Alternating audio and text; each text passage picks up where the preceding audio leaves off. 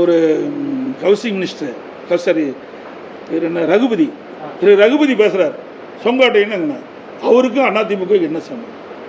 வேணுமென்ற திட்டமிட்டு ஒரு குழப்பத்தை வர வைக்கிறது. ஏதாவது அதிமுக பற்றி ஊடகத்திலையும் பத்திரிகையிலையும் செய்தி வரணும், அதை எடுத்து போடுறாங்க. ரகுபதியெல்லாம் அதிமுக பேசுறது அருகதை கிடையாது. ஏன்னா அதிமுக வேட்டி மாற்றி கட்டிட்டு போனவர். அதிமுக அவருக்கு அடையாளம் காட்டப்பட்ட கட்சி அதிமுக கட்சி.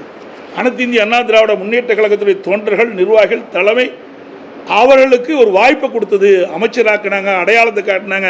அந்த அடையாளத்தை வச்சு தான் திமுகவுக்கு போய் எங்களை பற்றி பேசுவதற்கு அவர் அருகதை கிடையாது. இப்படித்தான் பல தலைவர்கள் வேண்டுமென்றே திட்டமிட்டு பேசிட்டு இருக்கிறாங்க. அதாவது எடப்பாடி பழனிசாமி அதிமுகவினுடைய பொதுச் செயலாளர். ஆனா அந்த கட்சிக்குள்ள என்ன நடந்துகிட்டு இருக்குங்கிறது அவருக்கு நன்றாக தெரியும்.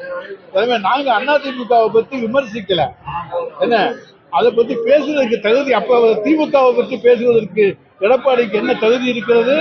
திராவிட முன்னேற்ற கழகத்தை பற்றி விமர்சிப்பதற்கு, தமிழ்நாடு முதலமைச்சரை பற்றி விமர்சிப்பதற்கு எடப்பாடிக்கு தகுதி இருக்கிறது என்று சொன்னால் அதிமுகவை பற்றி பேசுவதற்கு ரகுபதிக்கு நிச்சயமாக தகுதி உண்டு.